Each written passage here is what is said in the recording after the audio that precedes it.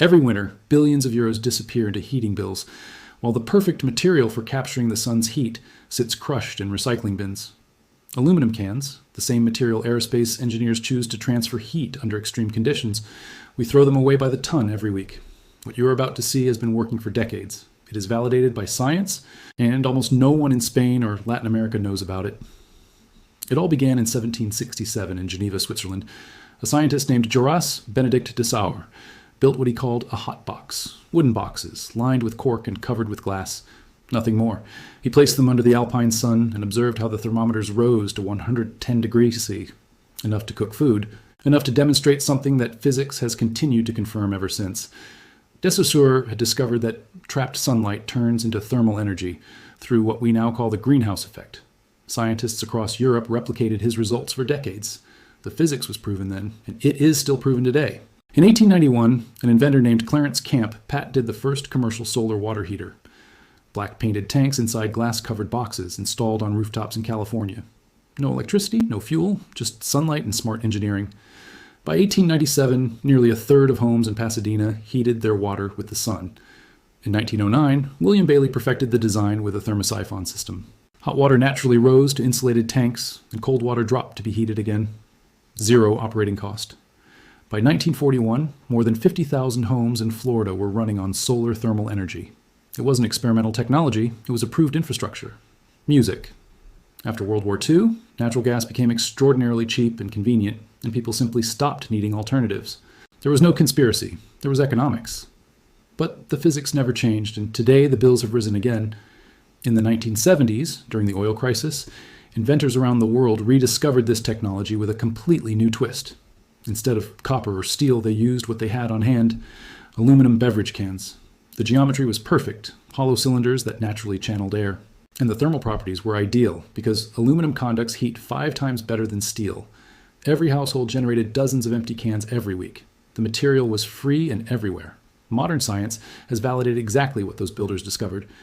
Researchers at the University of Alberta in Canada conducted rigorous tests of homemade can heaters under real winter conditions with minus 15 degrees Celsius and snow on the ground.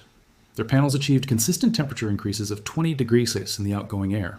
The panels produced approximately 300 watts of thermal power during peak sunlight hours, real measurable heat extracted from recycled materials.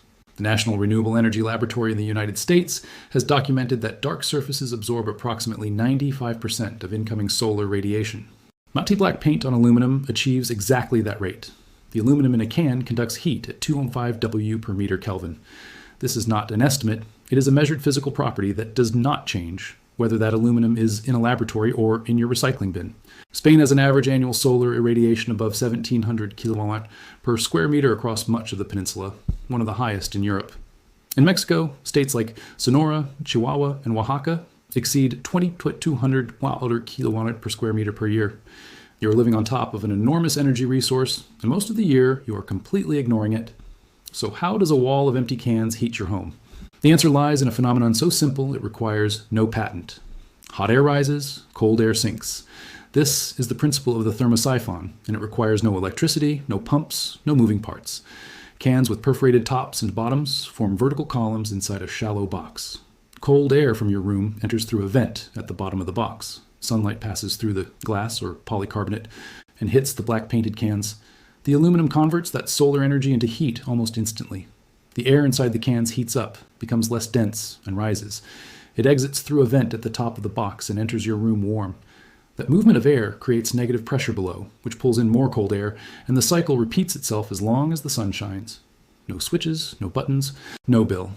The glass does what Saussure demonstrated more than 250 years ago. Shortwave solar radiation passes easily through the glass. When it hits the black cans, it converts into long-wave thermal energy. The long-wave radiation cannot escape as easily. The heat gets trapped. Inside a well-built collector, temperatures reach between 65 and 80 degrees on sunny winter days. Insulation behind the cans prevents that heat from being lost to the outside. Instead, it flows into your home. The numbers are concrete. A panel measuring 120 by 240 contains approximately 240 cans arranged in columns of 8 to 10 cans each. That single panel produces more than 300 watts of thermal power during sunlight hours. 4 panels mounted on a south-facing wall can significantly supplement the heating of a 90 square meter home. The total cost of materials using recycled wood and discarded cans ranges between $40 and $80. An equivalent commercial solar air heater costs between $100 and $3,000 and uses exactly the same physics. The materials are simple: wood for the frame, plywood for the backing, rigid foam with aluminum foil to insulate the rear, polycarbonate or tempered glass for glazing, high-temperature silicone for sealing, and matty black paint for stoves or barbecues, because regular paint blisters under collector heat, and glossy finishes reflect the energy you are trying to capture. Optionally, a small 12V fan salvaged from an old computer, powered by a small solar panel, can increase airflow on low wind days. The system works when you need it, and stops on its own when you don't. Construction requires no specialized knowledge. You clean the cans, drill the bottoms for airflow, stack them into columns, and seal the joints with refractory cement. You build the box, insulate the back, drill holes for the columns, and create air distribution chambers at the top and bottom. Every joint must be carefully sealed, because air leaks destroy efficiency faster than any other construction mistake. The assembly is mounted on a south-facing wall with 2 circular vents connecting the collector to the interior. Cold air exits from below, warm air enters from above.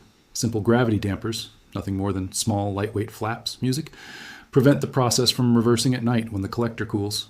The geometry also works in your favor naturally. The low winter sun efficiently hits a vertical south-facing wall. The high summer sun barely touches it, automatically reducing heat gain when you don't need it. No adjustments required. The tilt of the Earth's axis does that work for you.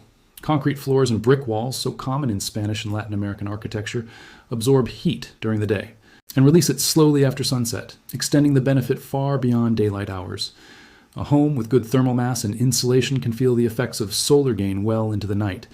The operating cost of the system is permanently zero. There is no fuel, no electricity, no maintenance contract. Aluminum does not rust. Polycarbonate lasts between 15 and 20 years. The only real maintenance task is repainting the cans every few years. You become the technician, you have the knowledge, and at a time when energy bills continue to rise across Europe and Latin America, that is worth more than it seems. The sun delivers approximately 1,000 watts per square meter on every clear day and asks for nothing in return. The physics that Saussure demonstrated in 1767 is still working on your wall. The cans in your recycling bin are still perfect thermal conductors. The plans are available, the science is validated, and you already have the materials. The question was never whether this works. The question is, what do you do now that you know?